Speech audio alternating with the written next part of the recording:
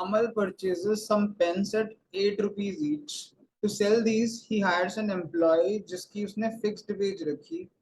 Okay, let's assume ये E थी. उसने he sells 100 pens at 12 rupees each.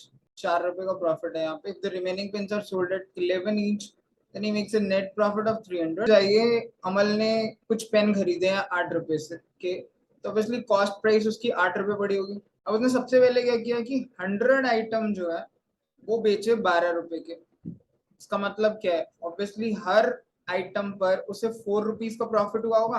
Total profit यहाँ पे लिख देता हूँ, राइट. हर आइटम पर 4 रुपए का, तो 100 आइटम्स पर कितने का प्रॉफिट हुआ होगा? ऑब्वियसली 4 into 100 यानी 400 रुपए का प्रॉफिट हुआ होगा.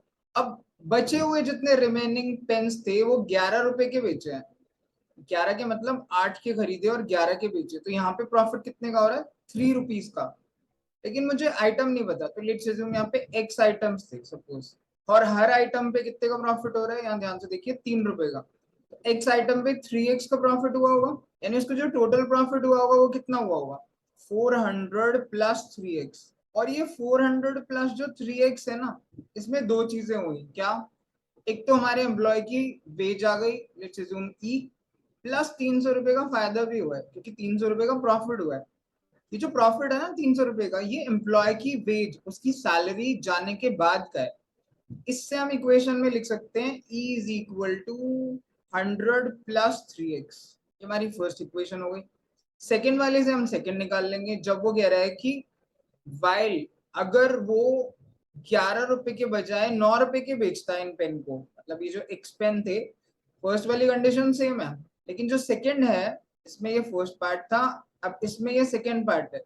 मान लीजिए एक्स आइटम को वो 9 रुपए का बेचता, 9 का बेचता यानी 8 के खरीदी थे 9 का बेचता, तो 1 रुपए का फायदा होता ना हर आइटम पे, तो एक्स आइटम पे उसको प्रॉफिट होता x इंटू 1 यानी x रुपीज का.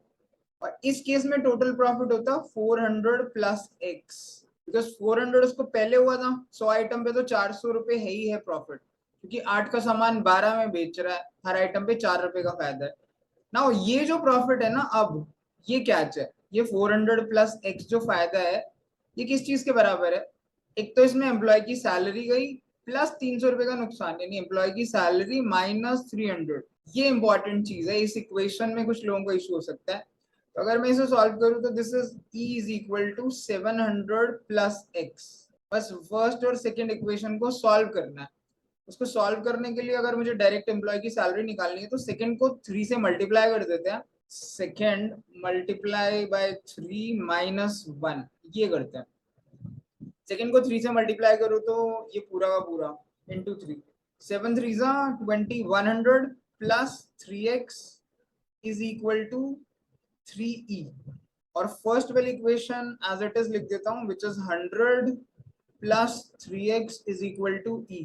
अब इन दोनों को माइनस कर दूं तो माइनस में नीचे वाले के साइन बदल जाते हैं, तो ये 3x से 3x कट जाएगा. 2100 में से 100 गया तो 2000, विच इज इक्वल टू 3 में से e गया तो 2e. इससे हम यहाँ पे डायरेक्टली लिख सकते हैं कि एम्प्लॉय की जो सैलरी है वो 2000 अपॉन 2 यानी 1000 रुपए है, and that is what will be our answer, 1000 rupees.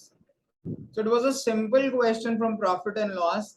बस आपको दो सिनारियो दिए गए थे, उसके बेसिस पे दो इक्वेशन बनाते, और ये इतना लिखने की जरूरत भी नहीं थी, ये तो सिर्फ समझाने के लिए है.